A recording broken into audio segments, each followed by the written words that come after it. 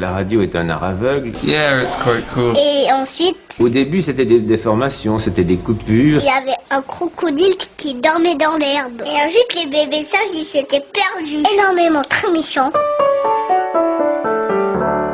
Bonjour, bienvenue à tous et toutes dans l'univers sonore des interviews d'Eric Cooper. Alors, c'est quoi les interviews d'Eric Cooper ? Eh bien, c'est un podcast natif qui vous permet de découvrir virtuellement des personnes passionnantes et passionnées. Avant de découvrir celle qui est l'actrice du podcast aujourd'hui, eh bien, la petite citation. Aimer la musique, c'est se garantir un quart de son bonheur. Citation de Jules Renard. Et l'actrice du podcast aujourd'hui s'appelle Valériane Lahaye. Elle est luthière. Mais dites-nous Valériane, une luthière, c'est quoi exactement ? C'est le féminin du terme luthier, donc qui est un métier qui concerne les instruments de musique, spécialement on va dire les instruments du quatuor et les guitares.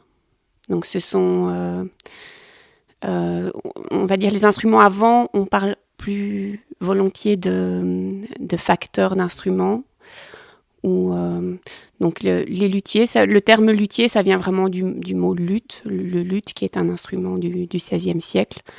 Il fait partie d'un ancêtre, un ancêtre en tout cas de la guitare. Donc pour ce qui est la lutherie guitare, on appelle volontiers le mot luthier, même s'il y a des gens qui utilisent aussi le terme facteur de guitare, par exemple. Comment est-ce que vous êtes devenue luthière ? Moi, c'était après les humanités, j'étais musicienne à la base, donc j'avais fait ma formation de musique, donc de guitare à l'académie, et en même temps, j'allais à l'atelier rock, voilà, pendant mon adolescence. Et donc voilà, j'avais besoin d'un bon instrument, comme mon niveau en guitare commençait à être bon. Et c'est ça qui m'a à partir de là où j'ai commencé à avoir un intérêt pour la lutherie. J'avais vu un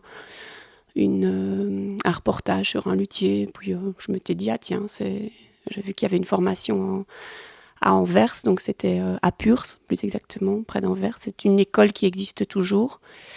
Et c'était la seule à ce moment-là en Belgique.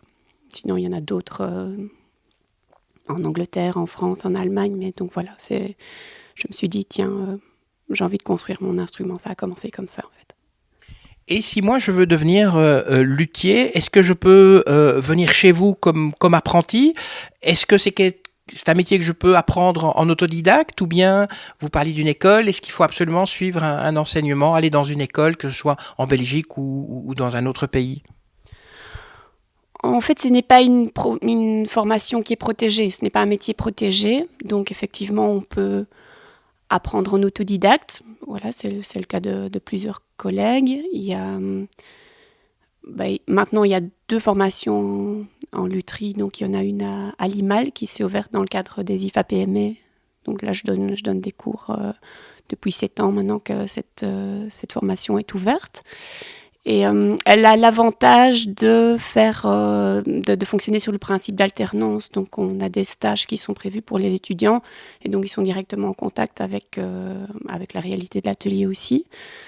Et donc ça permet au luthier ou à la luthière qui accueille l'étudiant d'avoir on va dire une sécurité, que la personne a déjà une base.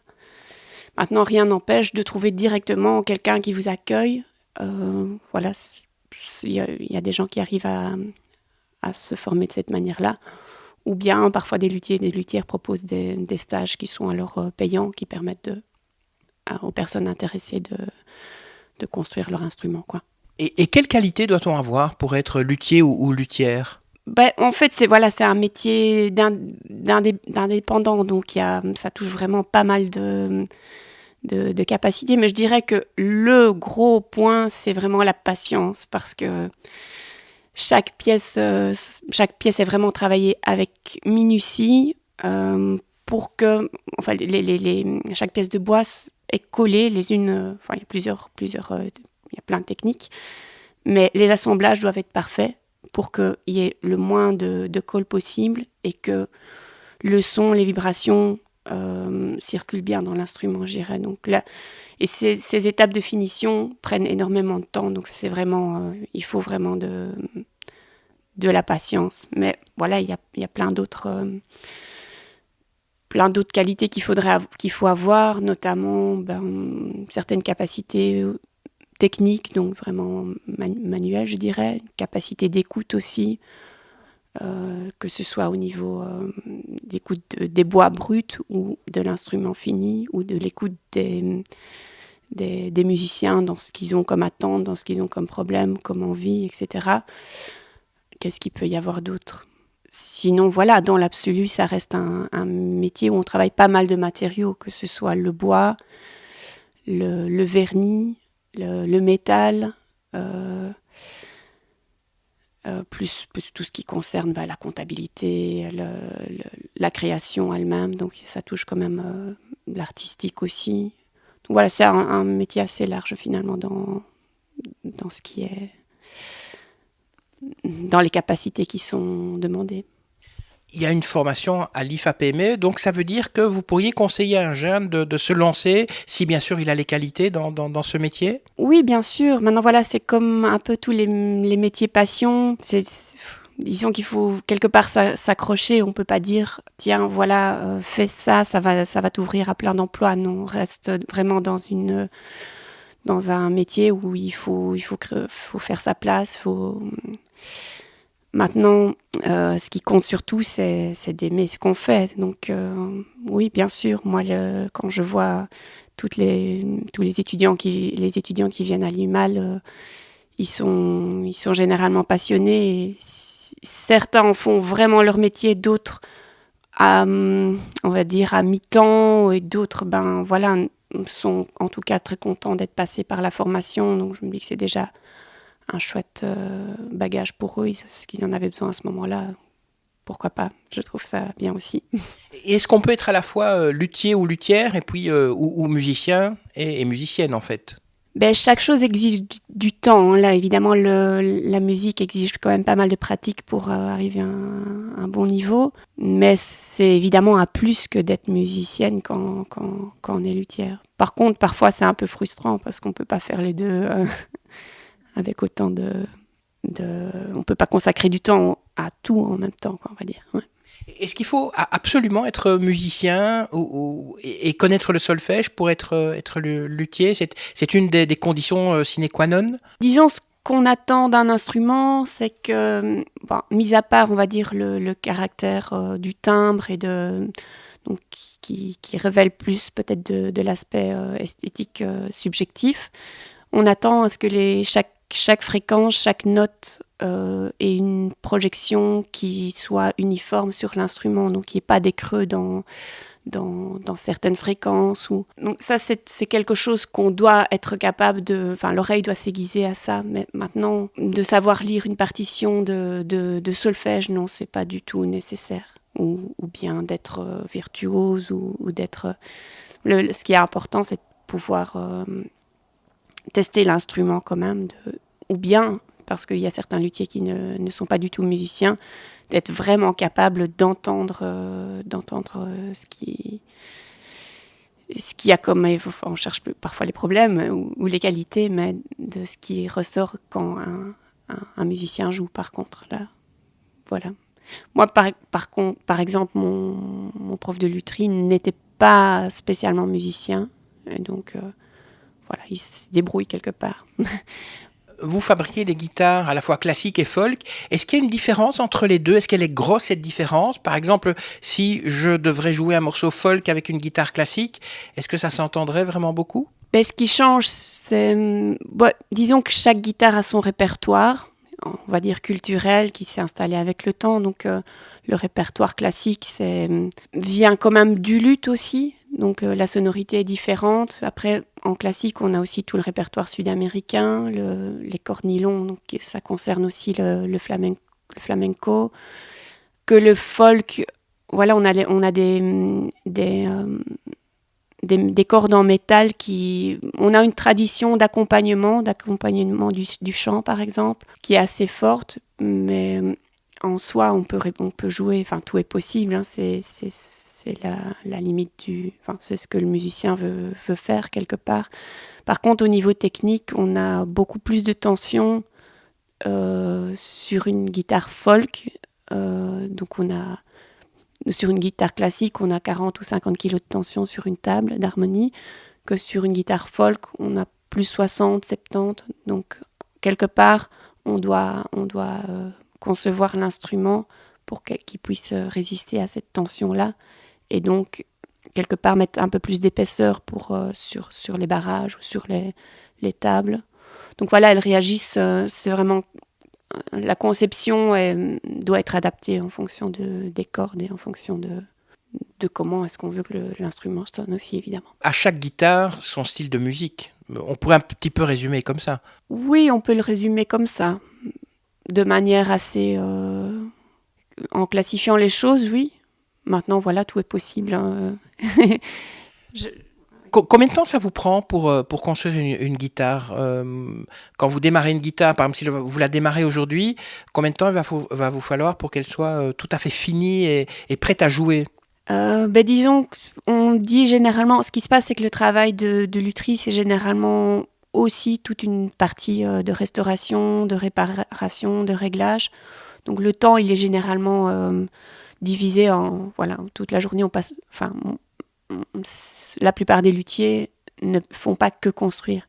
Si on additionne toutes les heures de construction, on peut, et surtout si on construit 2-3 instruments en même temps, ce qui permet aussi de faire d'avoir un aspect comparatif et de pouvoir... chaque bois est différent, donc on a vraiment la possibilité de... On doit avoir une approche un peu expérimentale aussi quand on construit. Mais voilà, on peut se dire pour 3 guitares, 3 mois, donc plus ou moins, voilà, un peu dans cet esprit-là, mais on est bien souvent beaucoup plus... Ça, on va dire, c'est théorique, mais souvent, dans les fêtes, on dépasse.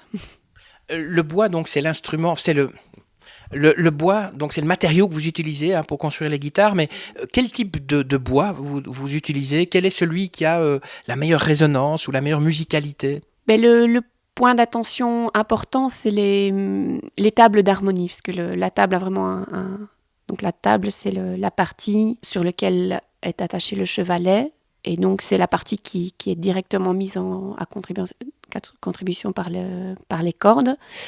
Et donc cette table, elle est généralement en épicéa ou en cèdre, donc ce sont deux résineux. Et on va les chercher en tout cas les épicéas, à des altitudes assez importantes, donc à partir de 2-3 000 mètres d'altitude, pour être sûr d'avoir une alternance assez nette entre le bois vous voyez les petites veines, pour compter l'âge des arbres, cette alternance du bois d'été et du bois d'hiver doit être bien nette, et pour avoir des cernes bien serrées, pour s'assurer d'avoir un bois qui est suffisamment solide, donc qu'on peut affiner. C'est une caractéristique qu'on recherche. Parce que par exemple, des épicéas qui sont des arbres, des sapins de Noël quelque part, c'est pas des bois extraordinairement rares. Mais voilà, si on prend un sapin de Noël suffisamment large, il ne sera pas suffisamment bon pour faire un bon instrument. Donc c'est vraiment ces caractéristiques. Puis on ne recherche pas non plus, on recherche la régularité. Les coupes, tout est sur quartier, parce que ça permet d'avoir des bois qui sont extrêmement stables et qui conduisent beaucoup mieux le son aussi que des... Voilà, c'est des choses qu'on constate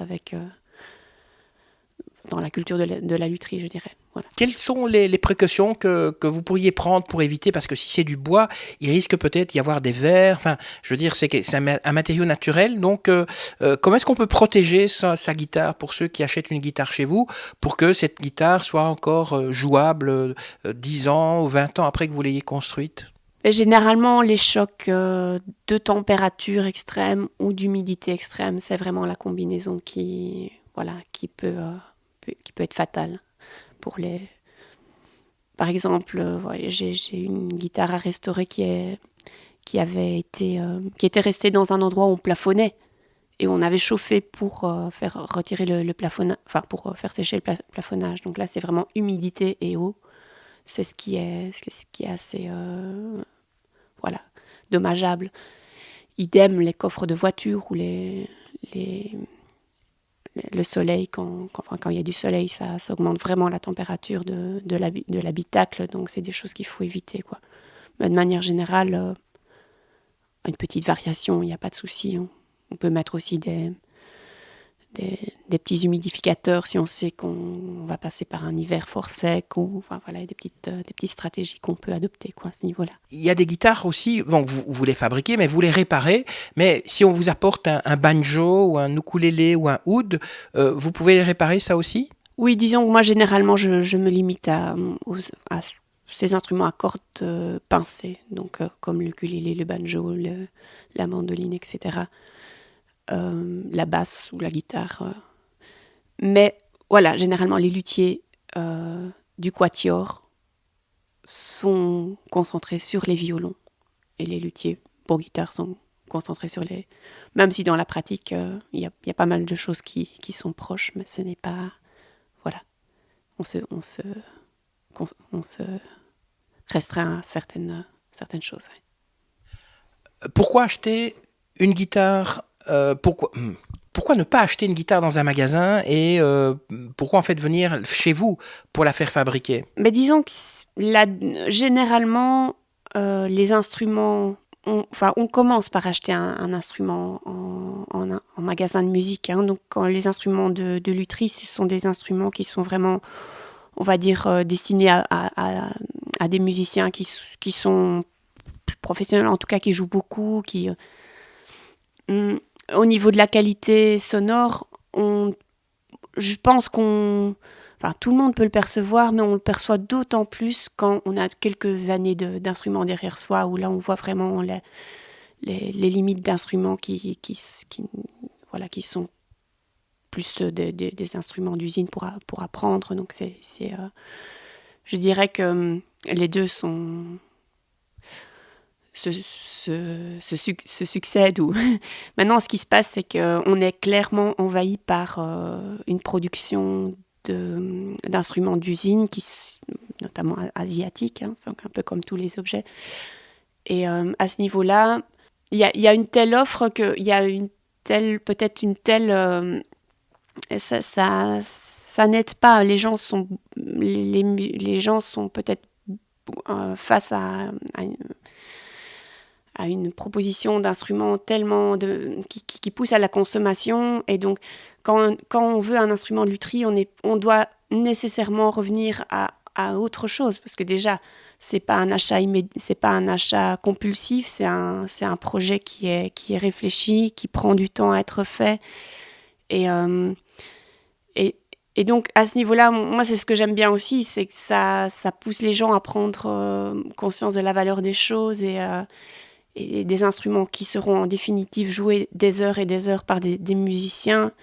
Savoir que cet instrument a pris 1 mois, 2 mois à être fait, ça installe quelque chose de supplémentaire.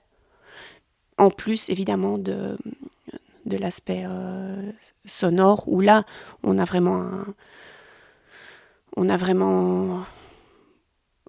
Par contre, mettre des mots sur les choses, à ce niveau-là, c'est difficile. Il faut vraiment les essayer et se rendre compte à quel point c'est intéressant d'avoir des instruments de lutherie qui sont bien faits, là, qui sont faits avec des bois bien choisis, bien sur quartier, enfin voilà.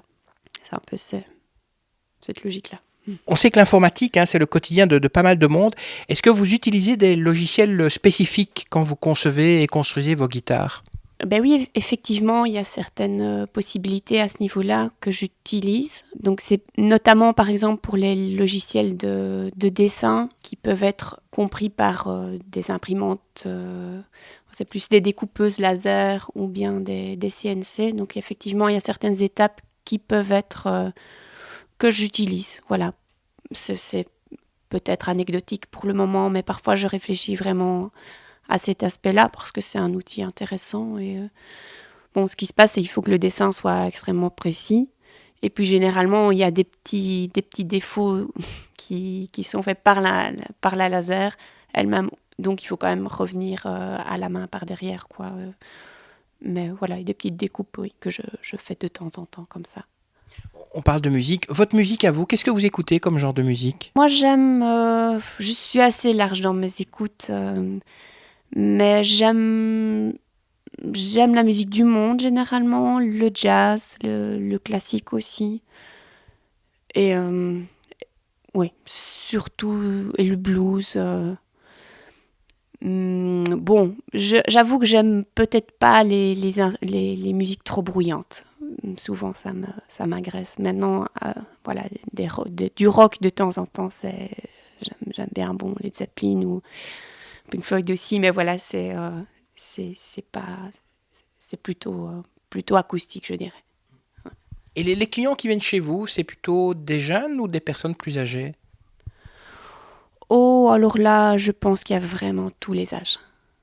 Ouais, depuis les enfants qui viennent avec leurs parents parce qu'ils apprennent un instrument à l'académie ou dans une assoce, et jusqu'à la personne pensionnée qui a décidé de reprendre. Et puis voilà, tous les musiciens jeunes, moins jeunes, qui font ça en hobby ou bien en profession. Il y a vraiment de tout. Allez, une dernière petite question. Quel est l'artiste pour lequel ou laquelle vous rêveriez de construire une guitare ? Ouh là là, question. Ah, ça, c'est vraiment... Ça, c'est une question qui demanderait des réflexions, mais je dirais... Récemment, je me suis dit, tiens, j'ai écouté l'album de Pomme, je me suis dit, tiens, ça me déplairait pas de lui faire une guitare, par exemple. Ouais. Voilà, j'aime bien la chanson française, j'aime bien la poésie de manière générale, donc oui. Après, vraiment, je pense parfois plus aux artistes féminins, parce qu'elles sont généralement moins nombreuses aussi, et je me dis, tiens, c'est un peu comme en lutherie, en fait, hein, il y a cet aspect-là qui est présent, qui est le reflet de toute une histoire. Mais je suis emballée par autant pour construire pour une personne que par un projet aussi. Donc oui, voilà, je pense que ça me fait plaisir de construire tout autant pour quelqu'un qui n'est pas spécialement, qui est local ou qui n'est pas dans le show business. Et si maintenant, voilà, c'est vrai que j'ai pas encore eu l'occasion de construire pour quelqu'un dans le show business. Donc, ça me déplairait pas, ma foi. Pourquoi pas. Merci à vous, Valériane Lahaye, donc, de nous avoir fait découvrir tous les secrets de votre métier. Je rappelle, vous êtes luthière. Et pour ceux qui souhaiteraient en savoir un petit peu plus et pourquoi pas peut-être commander une guitare chez Valériane, eh bien, vous allez sur son site valériane.be. Allez, sur ce, je vous quitte, mais avant peut-être quelques petits conseils. Si vous avez aimé ce podcast et les autres, n'hésitez pas à liker, partagez-le également sur les réseaux sociaux, abonnez-vous, comme ça vous serez tenu au courant avant tout le monde de la publication du prochain podcast. Laissez un commentaire. Pour tout ça, je vous dis merci, que la force soit avec vous et à très bientôt. Ça y est, c'est fini.